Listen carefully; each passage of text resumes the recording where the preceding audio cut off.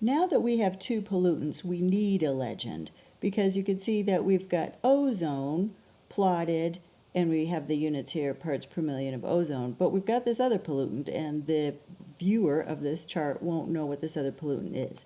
So making sure that you've got something in the chart selected, so that you're in Pivot Chart Tools, go to Layout, and now since we don't have a legend, we can't right-click on it, so click the legend, and I like to overlay the legend at right, and that way you can also drag it around wherever you want to.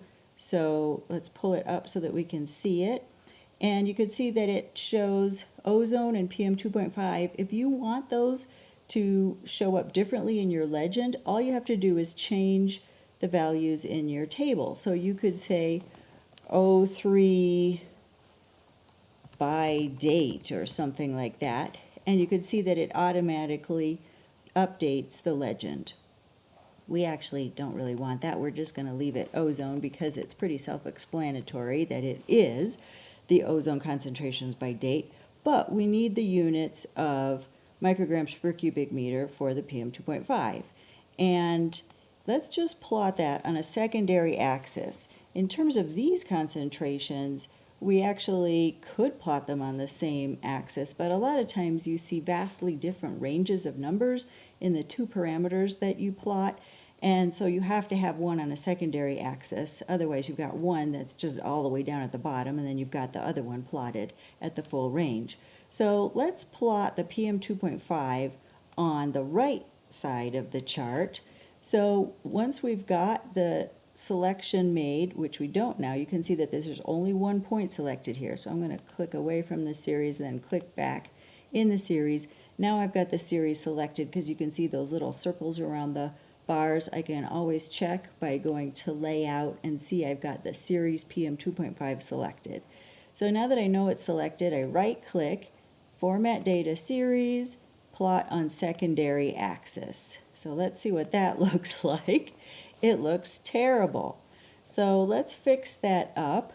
First of all, I really think that when you've got two pollutants, we should check to see how it looks with the line graph, because you can see right now that unless we made the PM 2.5 transparent, which we could, you can make these charts look any way you want them to. But let's just see what it looks like as a line. Change chart type, line, okay. Ooh, that's kind of cool. Since we only had one series selected, it made that series the line. And this is actually a useful way of presenting things, but usually I try to reserve this for when you've got one thing affecting the other. So we'll use this combination graph when we plot, for example, wind speed versus PM 2.5, and that way it implies that one affects the other. So let's select the other series too, change chart type, and make that a line. And now we can see, at least we can see what the two series are doing. I definitely want to get rid of the markers.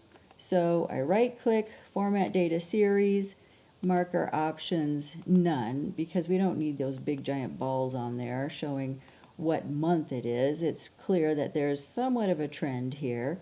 So this is how it looks with the line graph. And you can play around and make it look however you want. One thing we should add are the units over here of micrograms per cubic meter. So we'll add that, clicking anywhere in the chart.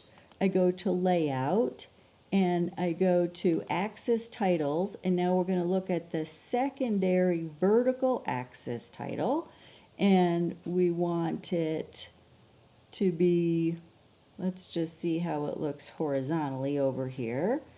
And we can always move it, and then we can make the chart bigger again. So let's move this over a little bit and click in there, and let's make that PM 2.5 micrograms per cubic meter. And that way we've got the units for both our pollutants. It's clear which is which, although you may want to make one green or something like that. But this definitely tells a story. You can play around with all the different chart types and look at what presents your data the best that you think your audience will understand it.